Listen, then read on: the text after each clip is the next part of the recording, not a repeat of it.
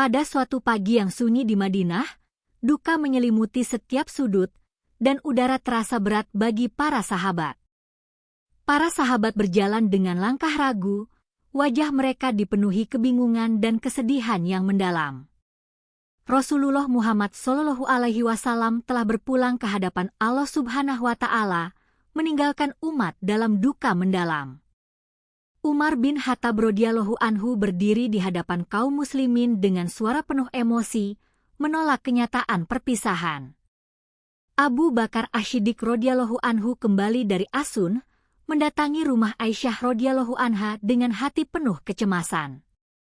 Di rumah Aisyah radhiyallahu anha, Abu Bakar Asy-Siddiq radhiyallahu anhu menyingkap wajah Rasulullah Muhammad SAW, mencium dahinya, dan menyadari bahwa beliau telah wafat. Abu Bakar Asy-Siddiq radhiyallahu anhu tidak larut dalam duka, melainkan mencari kekuatan dan hikmah dari musibah yang terjadi. Setelah yakin, Abu Bakar Asy-Siddiq radhiyallahu anhu keluar menuju masjid. Langkahnya tenang, wajahnya menggambarkan tekad sekaligus kesedihan. Di masjid, Abu Bakar Asy-Siddiq radhiyallahu anhu berdiri tegar, mengucapkan syukur kepada Allah Subhanahu wa Ta'ala, lalu menyampaikan pidato bersejarah. Beliau berkata, "Barang siapa di antara kalian yang menyembah Muhammad, maka sesungguhnya Muhammad telah wafat. Dan barang siapa yang menyembah Allah Subhanahu wa Ta'ala, maka sesungguhnya Allah Subhanahu wa Ta'ala Maha Hidup dan tidak akan pernah mati."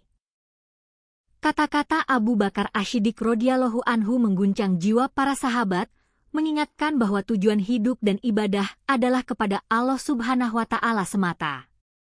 Abu Bakar Asy-Siddiq radhiyallahu anhu membacakan ayat dari surah Ali Imran ayat 144 tentang wafatnya para rasul sebelum Rasulullah Muhammad SAW. Ayat ini bergema di masjid, suasana berubah, para sahabat mulai tersadar dan menerima kenyataan yang berat.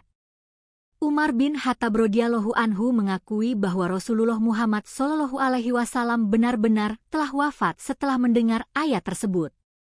Peristiwa ini menjadi titik balik sejarah Islam. Abu Bakar Asy-Siddiq radhiyallahu anhu tampil sebagai pemimpin dengan keteguhan iman, menguatkan umat dengan Al-Quran.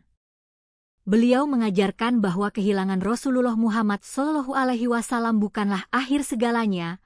Umat harus tetap teguh dan menjadikan Allah Subhanahu wa Ta'ala sebagai tujuan utama.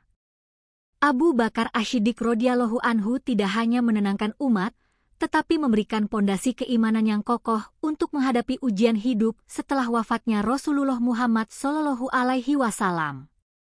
Seiring waktu, Madinah pulih dari luka. Para sahabat mengingat pesan Abu Bakar Asy-Siddiq radhiyallahu anhu dan melanjutkan perjuangan dengan semangat yang lebih dalam. Kisah ini menjadi pelajaran berharga bahwa keteguhan iman dan kemurnian tujuan harus tetap menyala terutama saat kehilangan terbesar. Semua berawal dari sosok penuh hikmah, Abu Bakar Asy-Siddiq radhiyallahu anhu, yang teguh menyampaikan kebenaran dan menuntun umat menuju Allah Subhanahu wa Ta'ala.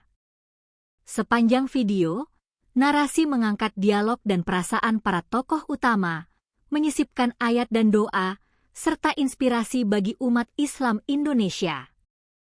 Dengan musik sinematik dan visual minimal elegan, setiap detik membawa penonton menghayati keteguhan dan kedalaman iman di saat berduka.